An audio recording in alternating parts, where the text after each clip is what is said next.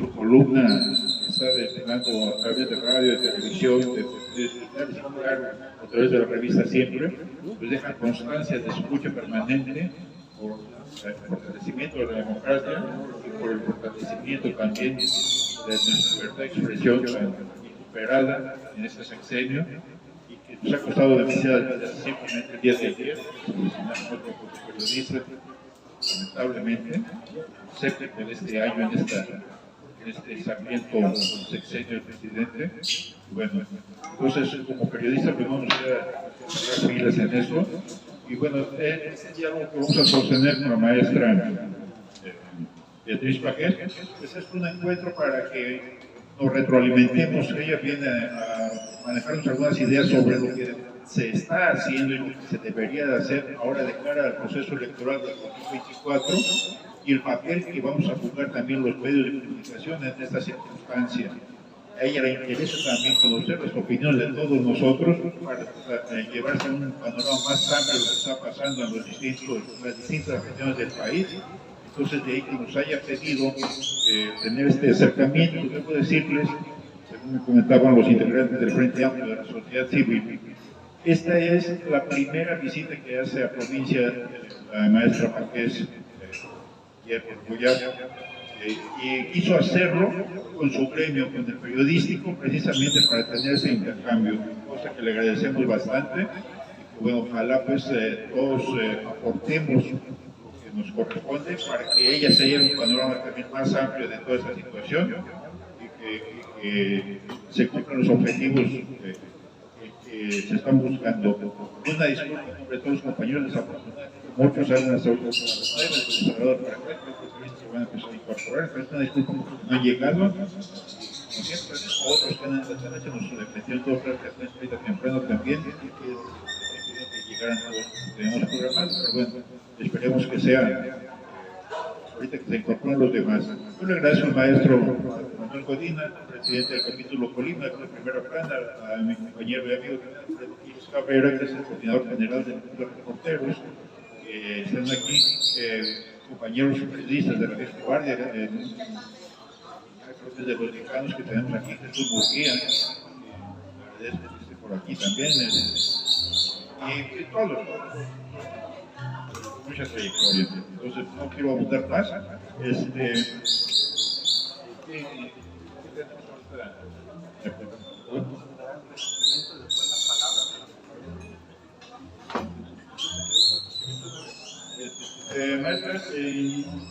Maestra Molina, Alfredo, por favor.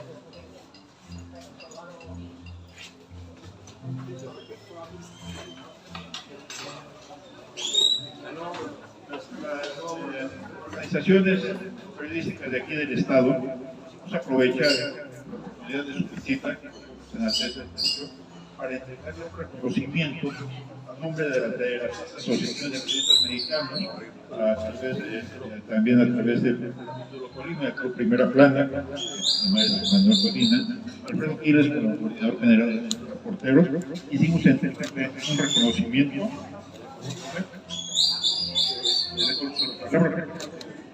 Con mucho gusto, el diploma y el reconocimiento que le hacemos llegar en este momento dice lo siguiente: la Federación de Asociaciones de Periodistas Mexicanos, el Club Primera Plana del Capítulo Colima, el Club de Reporteros de Colima, otorgan el presente reconocimiento a la periodista maestra María Beatriz Paquet Hierro Rebollar por su destacada trayectoria y aportaciones a las letras y al periodismo nacional.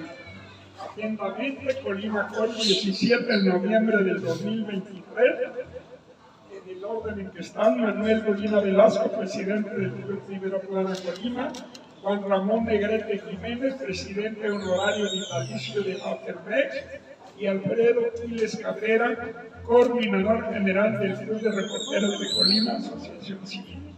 Beatriz, te hacemos entrega de este reconocimiento.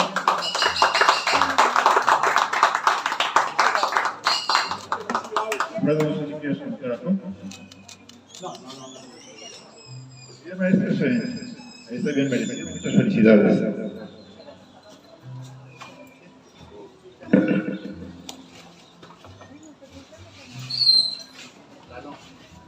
Para iniciar este diálogo, me permito leer una breve semblanza de nuestra invitada, la maestra Beatriz Pajés. Beatriz Pajés nació el 25 de febrero en Guadalajara, Jalisco.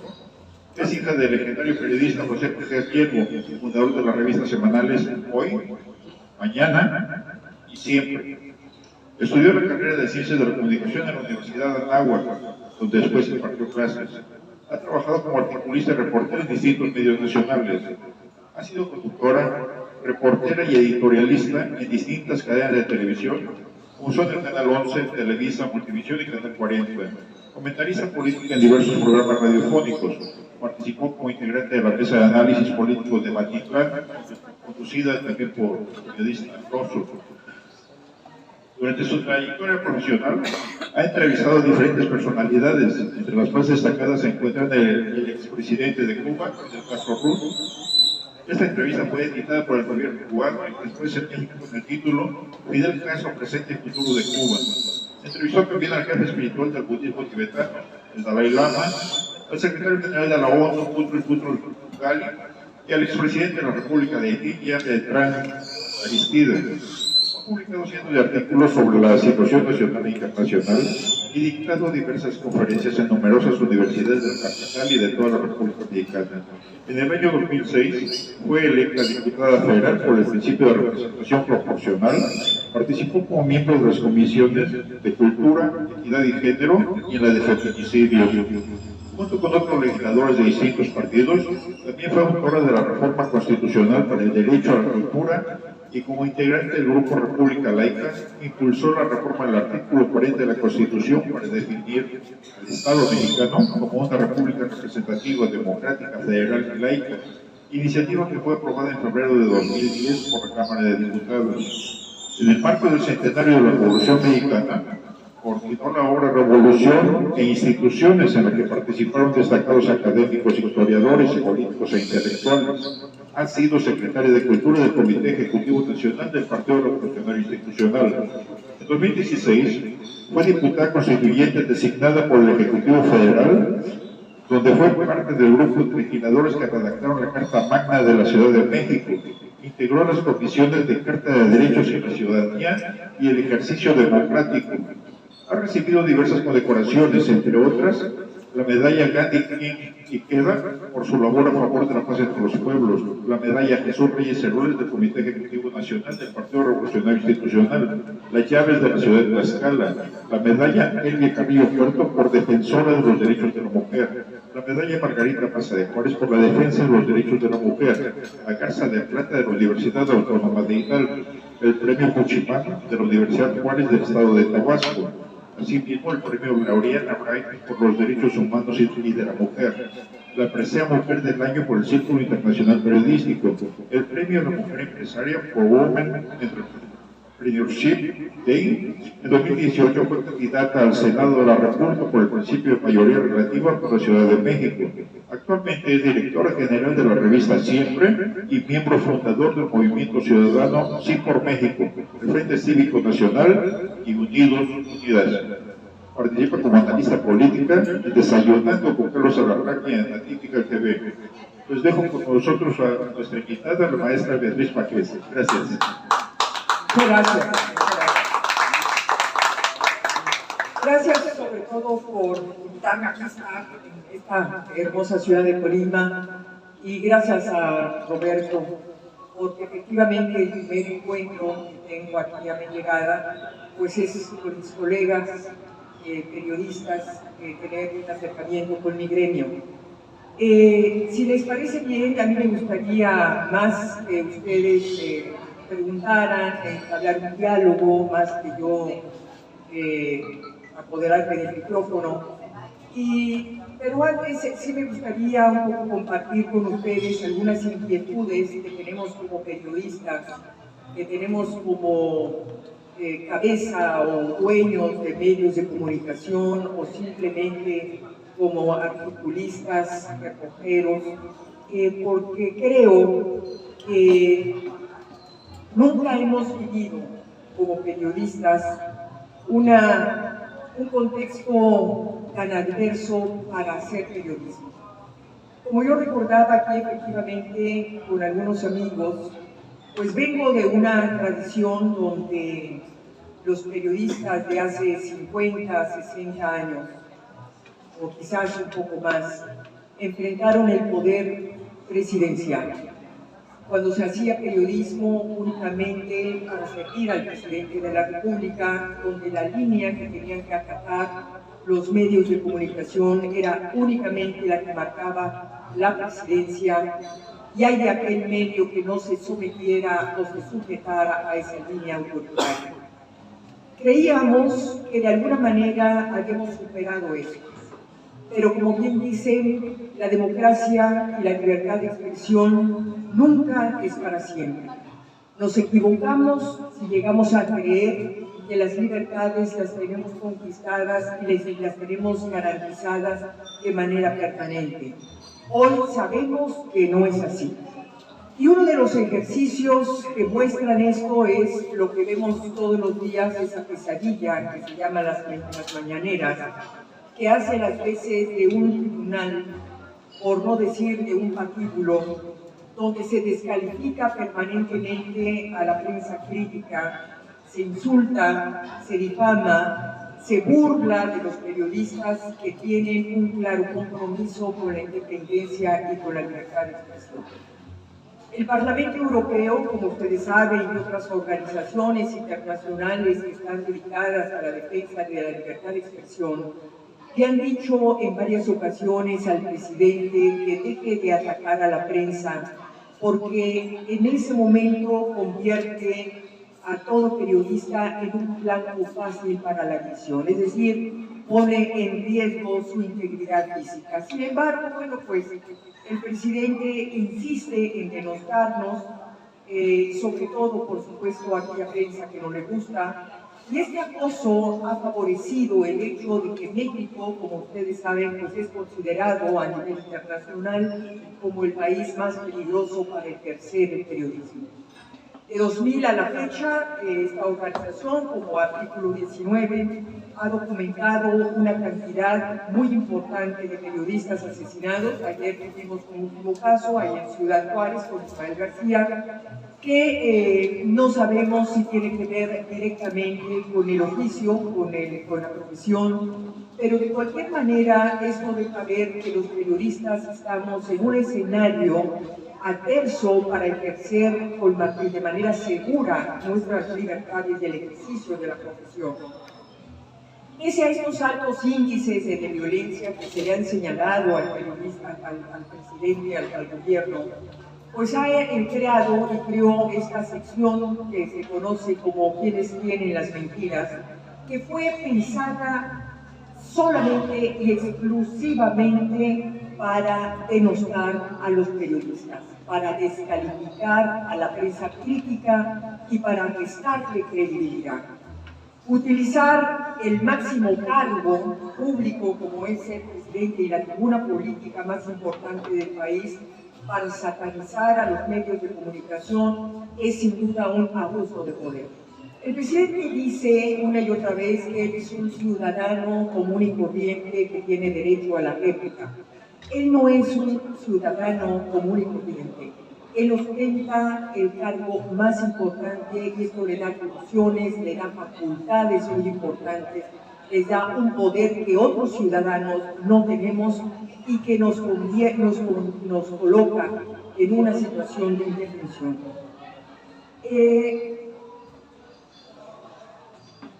Este ejercicio de las mañaneras es un ejercicio sin duda de propaganda político que fue creada con varios propósitos. Uno, obviamente, gobernar desde el micrófono, manipular, convencer, informar al mercado electoral de Morena sobre lo que está haciendo el gobierno, obviamente mantener vivas la movilización de la gente que sigue al presidente, pero tiene otra finalidad, sustituirnos a nosotros, sustituir a la prensa profesional, al periodista que tiene toda la trayectoria, al periodista y a los medios con más crédito y con más sustento y con más valor profesional. ¿A quién le da la voz en las mañaneras? Bueno, hay un ejercicio ahí que seguramente ustedes lo conocen, que es vergonzoso, donde todas las mañanas el coordinador, el vocero de presidencia, Ramírez Cuevas, Jesús Ramírez Cuevas, envía a los celulares de cada uno de los reporteros que van a cubrir el evento, les manda las preguntas que deben hacer al presidente para que el presidente se pueda lucir y pueda dar respuesta a lo que él quiere dar respuesta. Por supuesto, sabemos que se le niega la pregunta, se le niega la palabra a aquellos representantes de los medios de comunicación que están identificados por el gobierno o que están identificados por la oficina presidencial como medios críticos. Tenemos entonces, creo yo, los periodistas hoy un enorme reto, y creo que el enorme reto es seguir defendiendo nuestras libertades, seguir defendiendo el ejercicio de una prensa crítica. ¿Y por qué?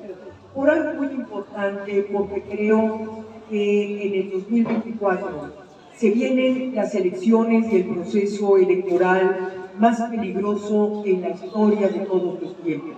Nunca como antes han estado en riesgo la posibilidad de que haya una alternancia en el poder. Antes sabíamos que el presidente de la República estaba obligado a cumplir y a respetar la Constitución, a entregar la banda presidencial a quien ganara los comicios, pero hoy no estamos seguros de eso. No tenemos al 100% la certeza de que en esta ocasión se vaya a entregar la banda presidencial a un partido distinto a Morena. Y esa es la razón por la cual creo que hoy los periodistas tenemos una enorme responsabilidad, y de nosotros depende en mucho el que se mantenga la democracia en este país, o que entremos a un terreno, entremos a un túnel tal vez sin retorno, donde caminemos hacia un régimen que se está sin duda ya preparando y que tiene que ver con la prolongación de un proyecto político totalitario autoritario. Últimamente hemos visto y conocimos la renuncia del ministro de la Corte, Arturo Saldívar, con dos propósitos. El primer propósito es, por supuesto, darle la oportunidad al presidente a que pueda imponer a una ministra o a un ministro incondicional a él. Hoy sabemos que hay una terna de 3 mujeres, cada una de las cuales tiene un currículum, tiene una trayectoria que la identifica claramente como incondicional, como militante de Morena. Y por el otro lado, otra propuesta, otra idea por la cual, otro objetivo por el cual Arturo Saldívar decidió renunciar es porque va a preparar lo que el presidente quiere. Y lo que el presidente quiere es que se empiece a elaborar, de acuerdo al proyecto de país que ellos aprobaron en sus asambleas de Morena, preparar una constitución a modo, un traje a la medida, para que Claudia Sheinbaum, de ganar, pueda gobernar con esa constitución y ya no con la actual Carta Magna que nos rige, que es una Carta Magna liberal, que es una carta que garantiza derechos humanos, que es una carta que garantiza división de poderes. Y esta constitución le molesta, le estorba a un proyecto que no necesita o que no quiere controles constitucionales. Entonces Arturo Saldívar sale de la Corte con esos dos propósitos. Uno, dejarle la vía libre al presidente para que imponga a un sustituto incondicional o sustituta incondicional, y por el otro lado, preparar el terreno a un marco jurídico que haga de Claudia Sheinbaum una especie de emperatriz, una presidenta con poderes absolutos, alguien que no tenga ya ningún obstáculo para poder gobernar desde un régimen donde el Poder Judicial, donde el Congreso estarían totalmente sometidos al gobierno.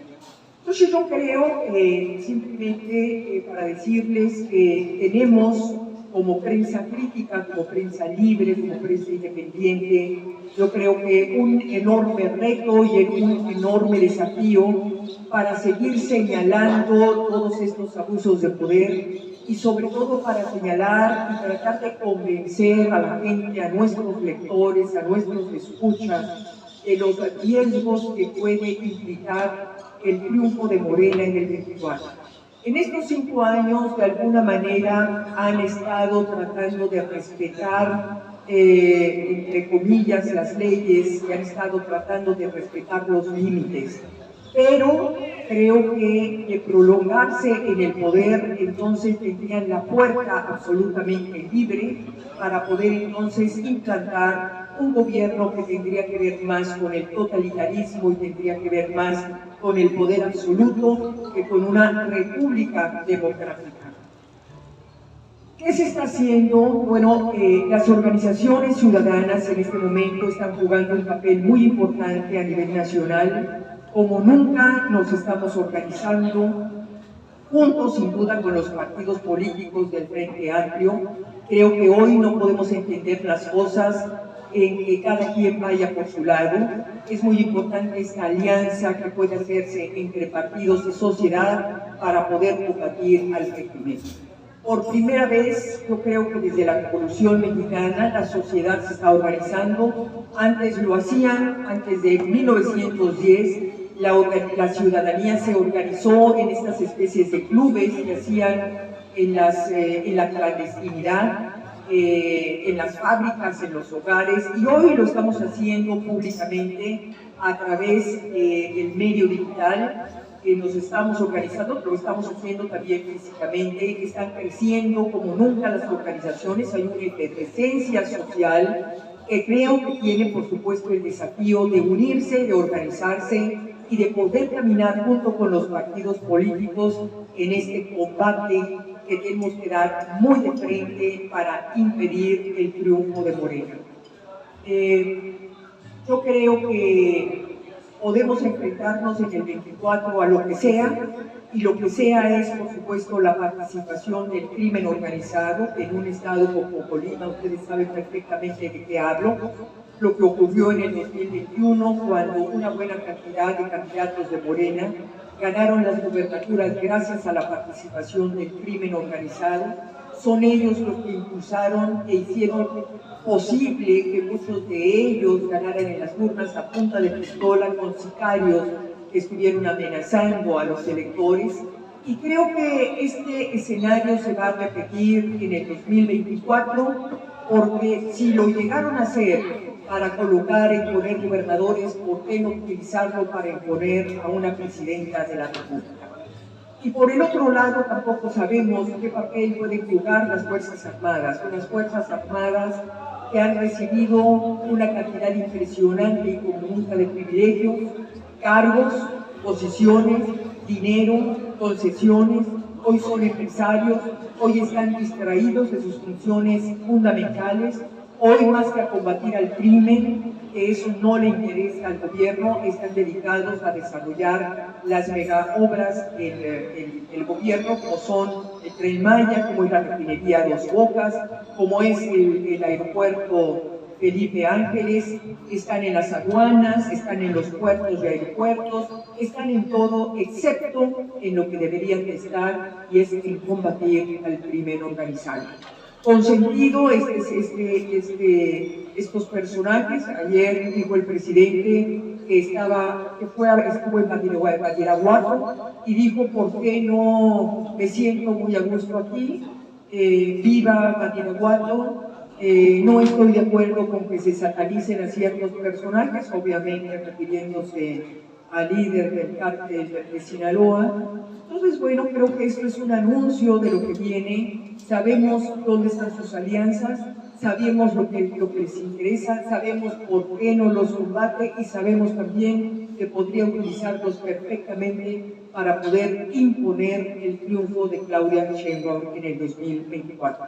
Yo lo dejo aquí para no seguir monopolizando el micrófono y espero sus comentarios y preguntas y sobre todo a mí me interesaría saber también qué es lo que sienten y qué es la visión que tienen ustedes de todo lo que está ocurriendo. Muchas gracias.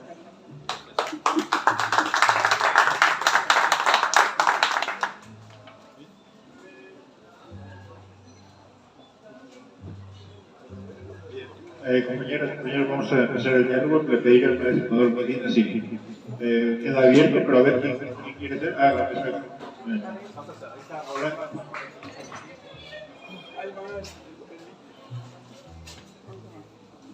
Bueno, mi nombre es Nicola Bárgova, mucho gusto.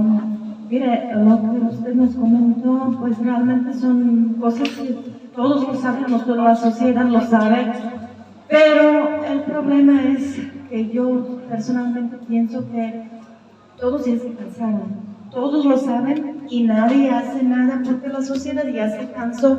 Por ejemplo, hace dos o tres días vi una situación, Fiscalía General del Estado bajo una publicación de las niñas desaparecidas. A vez de poner localizada, no localizada o algo, bajo la publicación. Es una situación, la verdad, que no se puede aceptar que una organización, una institución del gobierno hace, y sí se hace y nadie hace nada. El problema es eso, que finalmente nosotros sí podemos hacer, podemos alegar situaciones irregulares, pero al final la sociedad va a ir por el camino más fácil, que en este dado caso es precisamente la reelección de un partido que sí tiene la mayoría de todos lados. Y yo pienso que aquí la cuestión no es nada más la cuestión de la campaña o señalar los errores. Aquí la cuestión es más ayudar a la sociedad cómo podemos salir o cómo podemos recuperar estos errores. Como por ejemplo en esta publicación que se borró, yo pertenezco a varias asociaciones y dentro de una de las asociaciones dije, pues vamos a hacer un pronunciamiento porque es una situación que no debería ocurrir. Y la respuesta fue, pues para que nos vamos a desgastar. Eso es que yo pienso que la sociedad sí sabe todo, pero ya se cansaron. Lo mismo el problema de la violencia aquí en Colima. 2 años andamos con una violencia excesiva y la sociedad ya se acostumbró, esta ya estaba balacera. Allá mataron a una persona, allá encontraron restos humanos y nadie hace nada. Bueno, gracias, es cuanto.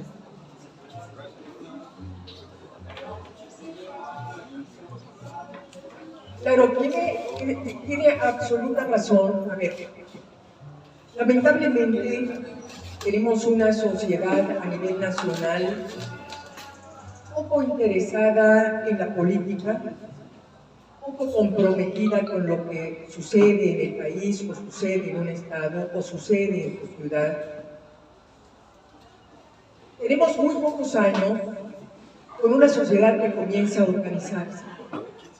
Hoy lo que vimos el año pasado y este año, tuvimos 2 manifestaciones sociales muy importantes que nunca habíamos visto.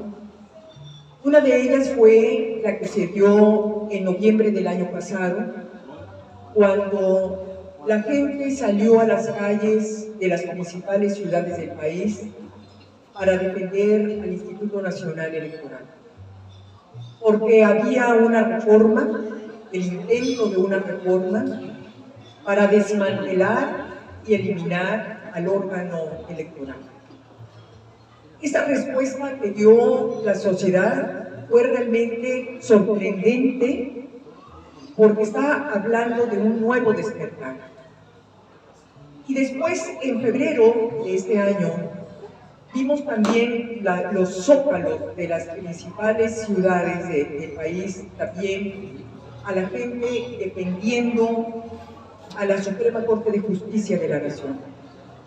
Quiero decirle que estos 2 hechos son inéditos en un país donde no hay una cultura de protesta social. Sí la vemos en otros países de América Latina, sí la vemos en Chile, sí la vemos en Argentina, tal vez porque ellos tuvieron y sufrieron una dictadura. Y eso despertó y obligó a la sociedad a politizarse y a salir para defender su democracia, y sobre todo porque fueron víctimas de tiranías que costaron muchas vidas a esas sociedades. Pero aquí no lo teníamos, y no tenemos esa cultura de organización social que apenas hasta este momento se está dando. ¿Por qué nadie hace nada?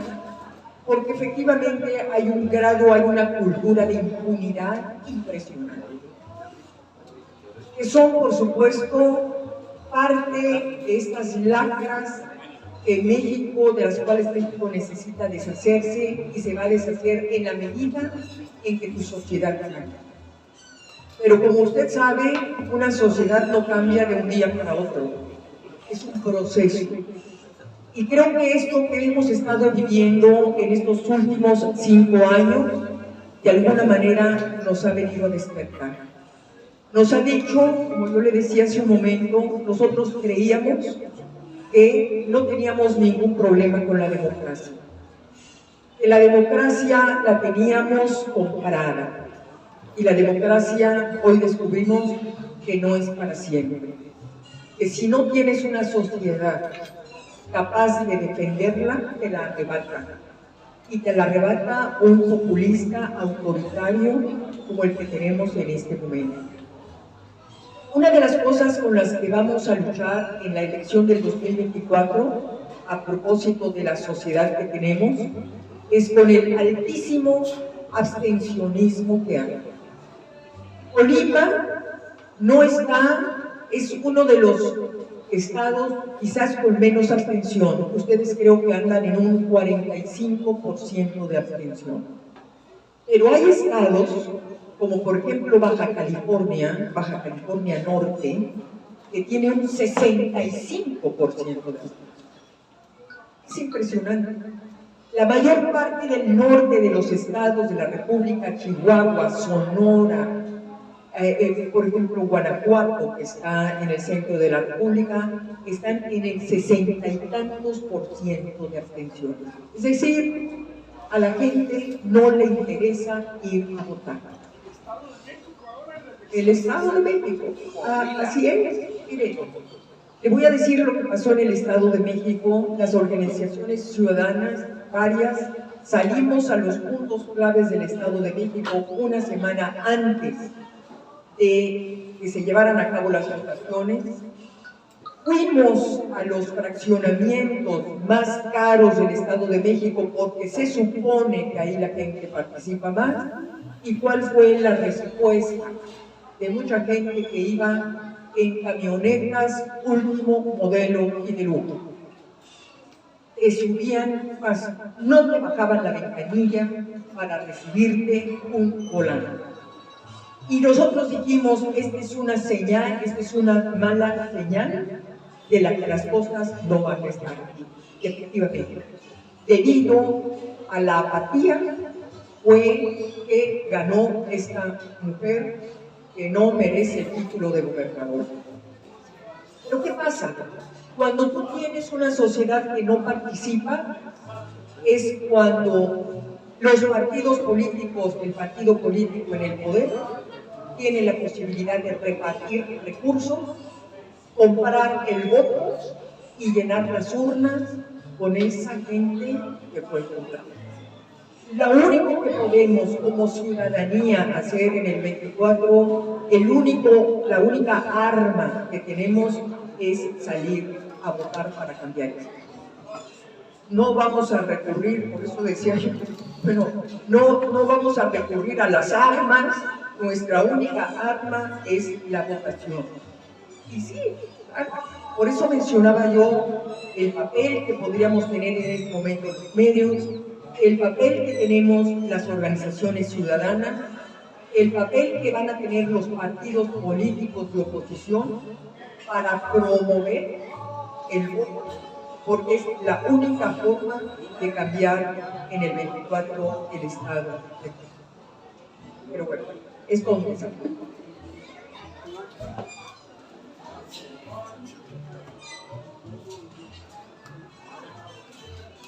Alfonso Polanco, del Club Primeras Planas, Club Colima, Club Godín y compañeros. Más que nada es una reflexión aquí personal, una reflexión personal. En las próximas elecciones, o eres demócrata o eres autócrata. Esta es la primera. Cuando venían los vehículos, yo venía conversando con el maestro y yo le decía, especialmente esto que le está comentando ahorita, la clave está en las clases medias. Si las clases medias salen a votar, esto cambia de contra de contra. El problema es que las clases medias, debido al respeto que me merecen, no confían en algunos representantes de los partidos nacionales.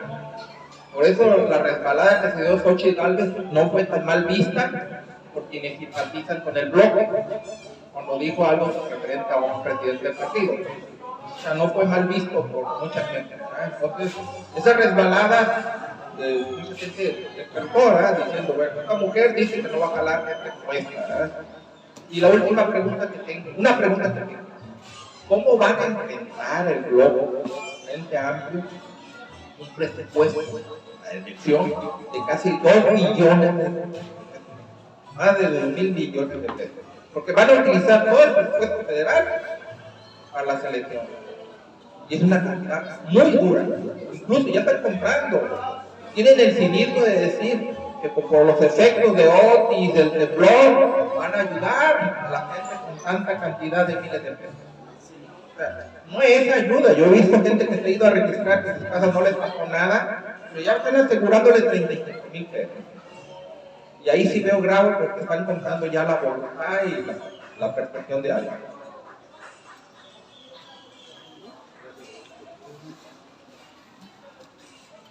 Cierto, las clases medias son el epicentro de esto. Las clases medias son las que podrían ser movilizadas para poder ganar el territorio, fundamentalmente. Ahí está. Además hay una cosa, debo añadirle, que Morena tiene hoy menos de los 30 millones de votos que ganó en el 2018.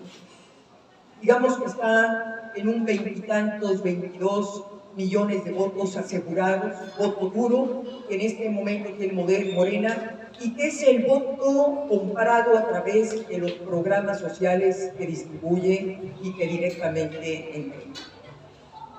Tenemos un padrón electoral de casi 100 millones de electores. Imagínense la cantidad de mexicanos que podrían votar en contra de Morena y ganar a esos 20 millones de votos. Es impresionante la diferencia. Hay una enorme oportunidad ahí en la medida en que sea movilizada ese sector socioeconómico de la población, las clases medias, que además están muy en condiciones de ser movilizadas porque si alguien las ha ofendido, es el presidente. Si alguien se ha burlado de ellas y las ha humillado, es el presidente. Llamándolas aspiracionistas y por eso llamándolas corruptas. Cuando él dice eso, pues está hablando de la mayoría de los mexicanos. Porque la mayoría de los mexicanos, excepto, por supuesto, los que se encuentran en condiciones de pobreza, formamos parte de esa clase media. Y le está cancelando a esa clase media el legítimo derecho de poder tener cualquier tipo de aspiración para mejorar su calidad de vida. Entonces sí, es cierto, ahí está el objetivo de lo que podría ser la narrativa y el discurso de Xochitl Gálvez. En materia de salud, en materia de educación, en materia de calidad de vida, en lo que usted quiere. Dinero. Es muy difícil que alguien pueda tener en ese momento la cantidad de dinero con lo que puede contar el gobierno mexicano.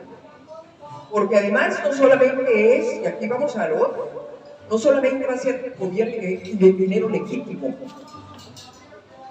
Sabemos que están recurriendo y han recurrido siempre al dinero sucio. Sabemos de qué estamos hablando. Entonces, si es por dinero, creo que será difícil ganarle al gobierno en esa materia. Yo creo que el Frente Amplio, la oposición, lo único que puede hacer es construir una exitosísima campaña. Es que Xóchitl Gálvez se convierta en una candidata muy atractiva y muy carismática, pero sobre todo, que pueda ella representar y convertirse en una vocera de los sentimientos más profundos de la gente. Que realmente dé una respuesta a lo que quiere en este momento la mayoría de la población, o esa clase media a la que se refiere. Mire, en las elecciones de 2018, alguien me contaba que se llevó a cabo una encuesta para saber en el 2018 qué es lo que querían en ese momento los mexicanos. Y los mexicanos en el 2018 querían un cambio radical. Esa fue una mala noticia para el PAN, fue una mala noticia para el PRI, fue una mala noticia para el PRD. Fue una mala noticia para los partidos tradicionales. ¿Por qué? Porque ellos representaban lo tradicional, representaban más de lo mismo. Y lo que la gente quería era algo totalmente diferente. O problema. ¿Quién representaba en ese momento ese cambio disruptivo? Un populista, un mesiánico, un dogmático, López Obrador. Y la gente se fue con él. Hoy, yo también me hago esa pregunta y me gustaría que se pudiera mandar a hacer una encuesta de ese tipo. ¿Qué quiere hoy la gente? Aún y cuando esté con Morena. Porque está con Morena por una conveniencia de dinero, porque les están entregando recursos, pero saben que están yendo al seguro social y los hospitales están desmantelados. Saben que no están recibiendo medicamentos, no hay medicamentos. Saben que si tienes un niño enfermo de cáncer, no hay tratamiento. Saben perfectamente las condiciones en las que están las escuelas del país. Desmantelar, donde los niños no tienen agua potable, donde te entregan ahora un libro de texto que más que un libro de texto es un panfleto. Entonces, la gente lo sabe. Pero el problema es qué tipo de mensaje das para conmover esa fibra, ese sentimiento que podría llevar a la gente a votar en contra del gobierno. Uno de ellos, sin duda, es el miedo, El miedo mueve, pero también hay otros sentimientos que logran movilizar. Pero creo que la oposición y Xóchitl tendrán que encontrar esa fibrita, ese mensaje que pueda mover a la población.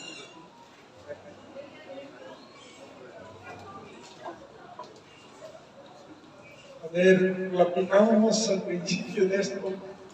Aquí en Colima, por fortuna, tenemos uno de los índices más grandes de clases medias en proporción al gobierno y un confort, así está clasificado por el INEGI y el Financiero y muchos economistas, en donde la gente vive muy bien en Colima.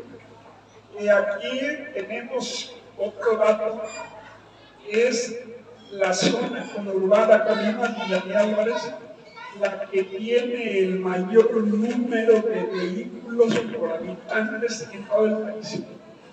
Altísimo, casi comparado con Los Ángeles, California. Bien, esas clases medias a las que se refería Polanco, a las que Beatriz ha venido comentando con insistencia, hay que cautivarlas, hay que convencerlas, hay que despertar del amodorramiento en que viven. Si bien es cierto que ahorita tienen un confort de vida, el problema es el futuro inmediato. con un gobierno que les va a quitar ese confort. Y eso es lo que los periodistas, nosotros, tenemos una grave responsabilidad de nuestros comentarios, hacerles llegar a esas gentes ese peligro, esa necesidad de unirnos, pero también nos deben de apoyar los partidos. Aquí en Colima percibo que están más preocupados los partidos, no sé si a nivel nacional también ocurre lo mismo, en el acomodo de candidaturas que identificar a los malos gobiernos.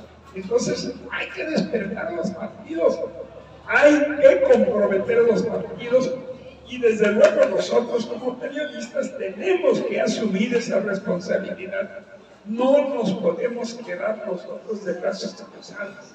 Tenemos que levantarnos y tenemos que comentarios duros, críticos, como los que tú haces en tus editoriales siempre, que no me los pierdo, porque con mucha dignidad y con mucha valentía estás condenando y criticando los excesos de un poder que, por desgracia, aquí en Colima comienza a copiarse ese modelo. Entonces, nosotros tenemos que comprometer, no tenemos que ser doblegados ni por dinero ni por amenazas de ningún tipo. Afortunadamente, Beatriz, en Colima, en 20 o más años, no tenemos un periodista muerto por el poder. No hay. Yo puedo decir con absoluta seguridad que sí tenemos absoluta libertad de opinión y de prensa. ¿Qué ha ocurrido? Han cooptado a los medios. Entre 1960 y 65, Colima tenía 15 periódicos. Pues bien, teníamos, en proporción al número de habitantes, era el estado que más periódicos tenía y que más lectores tenía. Sin embargo, ahora ese poder omnímodo ha venido cortando, le han venido cortando los apoyos que tradicionalmente ha tenido la prensa escrita.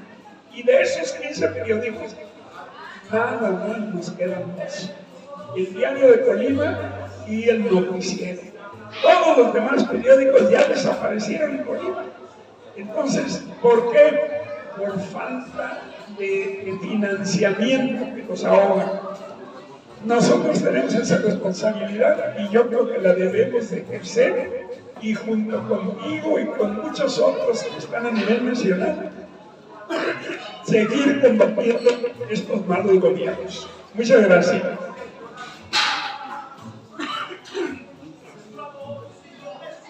Es cierto, las clases medias altas, luego están muy cómodas en su condición actual. Efectivamente, yo creo que el mensaje tiene que ir hacia el futuro. Mire, lamentablemente nosotros nos dedicamos a esto y tenemos que estar pendientes de tratar de interpretar las señales. No así el resto de la población, es decir, alguien que no se dedica al periodismo, o alguien que no se dedica a la política, o alguien que simplemente no está interesada en la situación, en lo que ocurre en el país, no pone atención en las señales. Pero llevamos 5 años de señales muy preocupantes. Hemos visto cómo todos los días se da un pequeño golpe de Estado, imperceptible para la mayoría de la población. Pero cuando tú, por ejemplo, eliminas de manera arbitraria los fideicomisos para las mujeres enfermas de cáncer, cuando tú eliminas las estancias infantiles para las madres trabajadoras, cuando tú le quitas no solamente recursos a la ciencia, sino que persigues a los científicos, le dices acusas a los científicos de que lavan dinero, cuando les haces una reforma a la ley para que los científicos solamente puedan investigar sobre lo que le conviene y quiere al gobierno. Es decir, ahí estás hablando de que estás coartando la libertad de investigación. Cuando tratas de apoderarte del Instituto Nacional Electoral, cuando le declaras la guerra al Poder Judicial y le dices a la ministra presidenta de la Corte, usted es una corrupta porque usted no aprueba las reformas que le interesan al presidente de la República. Cuando tú haces, como comentábamos, un espectáculo mediático como es la mañanera, que está dedicado a la amenaza y que está también dedicado a la extorsión. Todas estas señales que dicen que te dejan ver un horizonte con muchos nubarrones y te hacen saber y te hacen adivinar de alguna manera hacia dónde van. Yo no sé si ustedes han tenido la oportunidad de leer el proyecto de país de Morena 2023, 2024, 2030. Si no lo han hecho, échenle una leída. Es un proyecto de país que aprobaron ellos en sus asambleas de partido. Se quieren morir. Es Stalin. Eso es Stalin. Eso es la Unión Soviética. Eso es, ¿qué es lo que proponen? Aparte de proponer una nueva constitución con las características de las que hemos hablado, quieren crear un Congreso Popular. Un Congreso Popular que tenga las mismas facultades que el Congreso Federal, donde sea el pueblo el que decida en última instancia si le conviene o no una reforma que hicieron diputados y senadores. Que quieren dejar la vigencia de la propiedad, condicionar la propiedad privada de acuerdo a intereses del régimen. O sea que si consideran que su casa es un problema, es un lugar que pone en riesgo la seguridad del Estado mexicano, irán por ella y le quitarán una concesión. Entonces, el problema no es lo que estamos viviendo en este momento.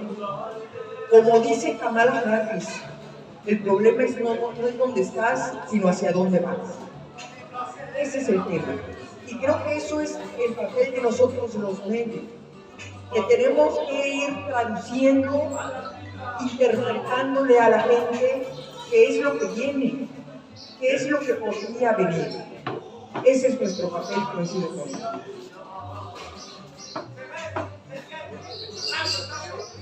Bueno, yo sí quiero hacer un comentario más sobre este tema. Señalo que no estoy de acuerdo con la dictadura que se está manejando en el país, que hay culpables, sí hay muchos culpables, pero ¿hasta dónde colabora la prensa, el periodismo, cuando vende la verdad a la sociedad? Me tocó en alguna ocasión ir a cubrir un evento de Lidia, del huracán que llegó aquí.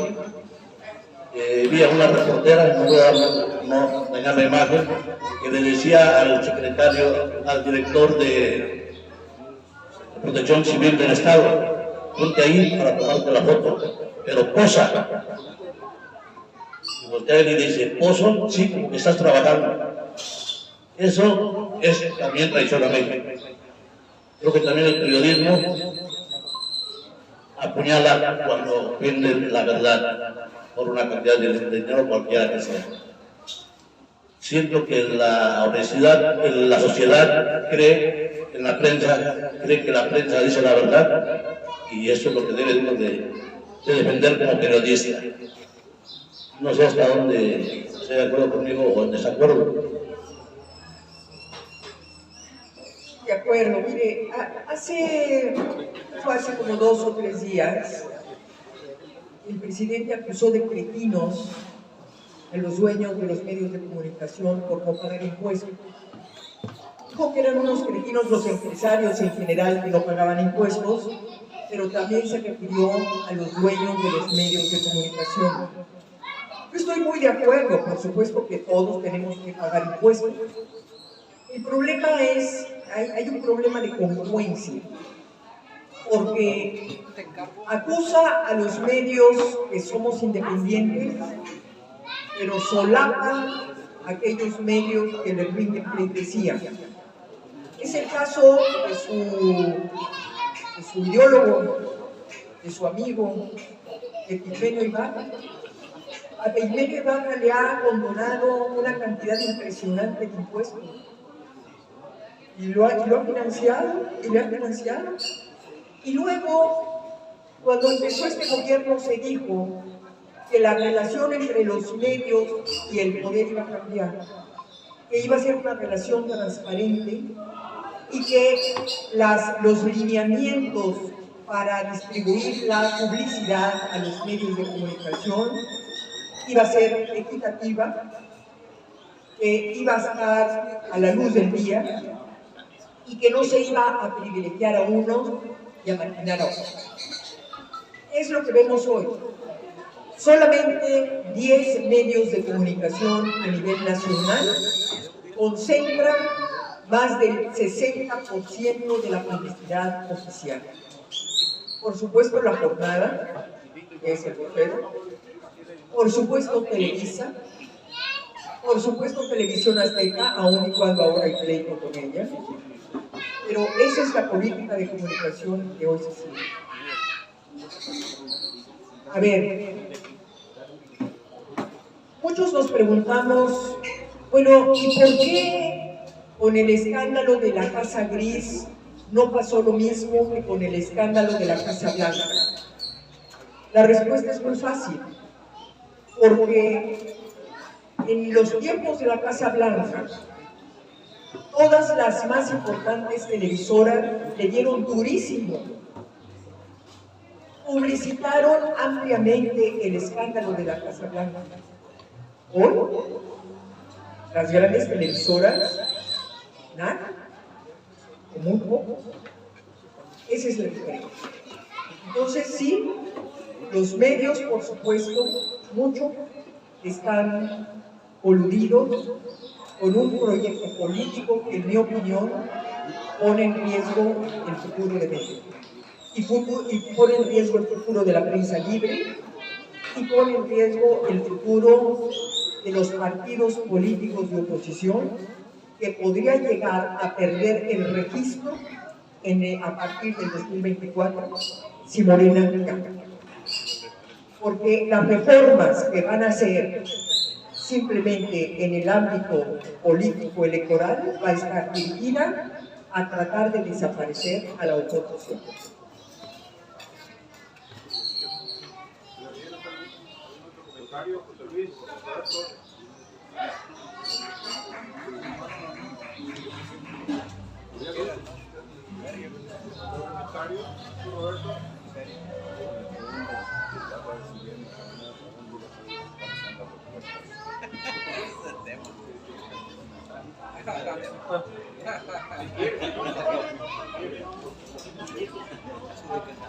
Acaba de servir por este y varias conversaciones ya. Señora, la verdad que siempre puede ser que me hayan dado un doloroso, pero es que tengo muchísimos años de conocerla y sentirla. Yo la atendí hace muchos años en el polígono cuando vino. Estaba más jovencita. Y incluso tengo una tarjeta de usted. Todavía se usaban las tarjetas. Pero comentando aquí con mi amigo, mi compañero y colega Chuy, un día, este tema que usted nos trae, yo solamente puedo decir que tanto de allá para causa del poder, también parte de nosotros, estamos en la misma y en lo mismo. Y no sé hasta dónde nosotros también hartemos a la gente. con esas defensas que, pues, en dónde están los partidos políticos, oposición, dónde está. Y la reflexión es esa, de que las estrategias que debe usar el Frente Amplio deben ser de a tiro de mucha profundidad, porque usted lo dijo, creo que están luchándose contra el poder y frente al dinero. Y dinero bueno, si podemos llamar, que tienen ellos producto de los impuestos, y el producto malo, el dinero malo, que ya sabemos de dónde es. Yo, sin ser pesimista, ni amargar en este caso el desayuno, pero yo sí veo un panorama negro para las elecciones, porque no es nada fácil llegar al poder con todo lo que les pasó durante tantos años. Hay, para nadie es un secreto, un gobierno lleno de rencores, un gobierno lleno de venganzas, y han logrado en cierta parte, lo han logrado, pero todavía estamos a tiempo, inshallah. No es que sea pesimista, vuelvo a decir, pero creo que si esto sigue así, se van a prolongar por 6 años su presencia. Y como usted decía también, el hecho de que la clase media pueda ser la que incline la balanza, pero por el mismo hartazgo, la ciudadanía pues ya no le crea nada. Ya fue el PRI, ya fue el PAN, ahora es Morena, que tampoco le creen muchos de los que llenan ese tema. Pero sí, creo que, no sé explicar, pero creo que el hartazgo a la gente es de ambos polos. Y yo creo que debe buscarse, ¿por qué no decirlo?, en los partidos políticos, así, se hagan a un lado. ¿Por qué? Porque ahí tenemos muchos estigmas en todos los partidos. Y la gente muchas veces dice, no quiero saber nada del PAN, ¿por quién? No quiero saber nada del PRI, ¿por quién? Entonces, en ese sentido, el tema, vuelvo a repetir, si no se hace que la sociedad civil entre más que los partidos políticos, creo que eso nos puede dar malos resultados. Hay muchas cosas, pero creo que sería redundar en todo lo que se ha dicho y felicitarla, igual que dice Manuel Molina, como una mujer inteligente, extraordinaria periodista y sobre todo valiente, porque creo que su persona no escapa a alguna tentación de un loco fanático que quiera atentar contra estas voces críticas a nivel nacional, como la de Beatriz Páez de Boyano. Gracias.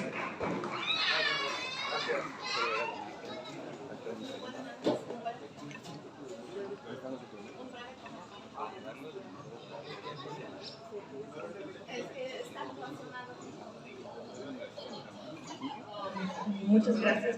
También está relacionado con lo que comentó el compañero y me dio mucho gusto que comentó que el plan político de Morena es como convertirnos en la dictadura. Yo soy mexicana naturalizada. Nací en un país donde cuando yo estaba chiquita hubo un sistema totalitario de comunismo muy pesado, de Eslovaquia, de ya nací. Y pues estos señales sí, yo los puedo ver, yo los puedo detectar. El problema es que si ustedes lo dicen, pues la sociedad pues, es como otro partido político, hablan mal de otros. Yo les recomiendo hacer un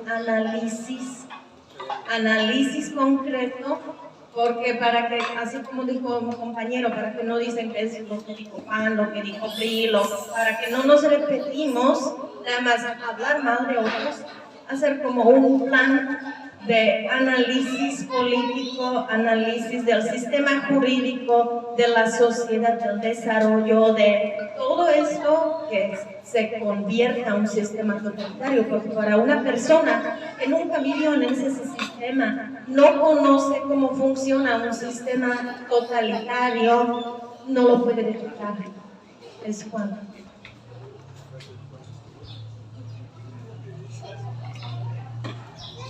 Claro, cuando tú le dices a la gente, oye, es que esto puede convertirse en una dictadura, te dice, ¿y qué es eso? ¿Cómo se come? Nunca. Claro, porque no la hemos vivido siempre. Y eso exactamente lo que tú dices, es lo que nos hace más difíciles las cosas.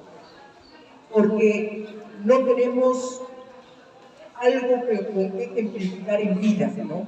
Pero a ver, yo diría, un poco comentando lo que usted dice, a propósito del pesimismo, yo creo que no tenemos derecho a ser pesimistas. Tenemos derecho y estamos obligados a ser realistas, por supuesto, a no ser ingenuos, a eso estamos obligados. Pero no podemos caer en el pesimismo, porque eso nos va a llevar a la inoperancia, nos va a llevar a la pasividad, a la parálisis. Yo diría que no nos juzgue la historia, que nos juzgue la historia por lo que hicimos, no por lo que dejamos de hacer. Porque igual el pueblo alemán dejó de hacer. Y ahí está. Igual los soviéticos dejaron de hacer. Los países totalitarios dejaron de hacer. Y ahí está. Las consecuencias. Los partidos políticos. Yo vengo de un partido político, yo milité en un partido político. Sé cómo funcionan los partidos políticos. Sé que los partidos políticos están en el peor momento de su historia. Tienen el mayor descrédito de todos los tiempos. Que son los responsables de que a la gente no le interese la política. Son los responsables en buena medida de esta pasividad y este desgano del que estamos hablando. Pero yo le diría algo que tal vez pueda ser un tanto cuanto frívolo. Estos son los bueyes con los que nos tocó. Y el problema es que la sociedad estamos para movilizar. La sociedad está para tomar calles, para hacer marchas, manifestaciones, para señalar, para eso estamos. Pero los partidos políticos están para gobernar. Nosotros no podemos sustituir a los partidos políticos en eso. Además, de acuerdo a la ley, solamente a través de los partidos políticos puedes acceder al poder. ¿Qué ha pasado en estos tiempos? A ver, la sociedad ha logrado en los últimos años convencer a los partidos políticos de un poco cambiar su forma de hacer las cosas.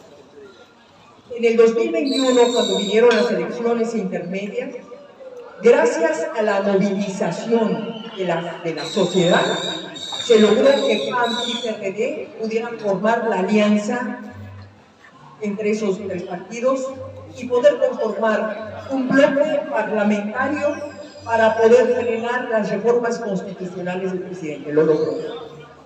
La famosa alianza Va por México fue consecuencia y resultado de que la sociedad los presionó para formar. ¿Qué hemos logrado como sociedad en los últimos tiempos? Pues logramos que el PRI, por ejemplo, votara en la Cámara de Diputados en contra del famoso Plan B. Eso es lo que logramos. Es lo que logramos con esta gran marcha a nivel nacional para defender al INE. Si no hubiéramos salido como salimos en esa protesta para defender al órgano electoral, el PRI se hubiera desentendido, ¿Pero qué vio el PRI? El PRI de pronto vio y dijo, caray, las calles están llenas, la gente no lo quiere, ¿no? Pues puede ir en contra de la gente a votar en contra. porque si no se hubieran hecho pacto, esa es la verdad. Entonces, yo creo que la sociedad tiene una enorme responsabilidad y una gran posibilidad de poder ir cambiando a los partidos. Con los partidos ocurre lo mismo que con la gente, no los vas a poder cambiar de un día para otro. Esto es una evolución. Los partidos necesitan transformarse, democratizarse. Ahora, ¿cierto? Ahora lo que tenemos que hacer es que en las elecciones para el Congreso Federal, pues también, y para los congresos locales, pues caray, dejen a sus compadres y a sus cómplices de lado, que no los incluyan. Y se vayan, ojalá, con esos liderazgos sociales auténticos que pueden representar realmente lo que quiere la gente. Ese es lo que tenemos que presionar. Pero yo le insisto, que no nos juzguen por lo que no hicimos, sino por lo que hicimos. Realmente creo que eso es un acto de conciencia, ¿no? Una responsabilidad que tenemos con nuestra conciencia y con el país. Compañeros, les doy otro comentario. Agradecemos a la maestra Pajés los interesantes conceptos que advirtió. Vamos a dar concluido este diálogo para dar la oportunidad a nuestra invitada también de que desayune.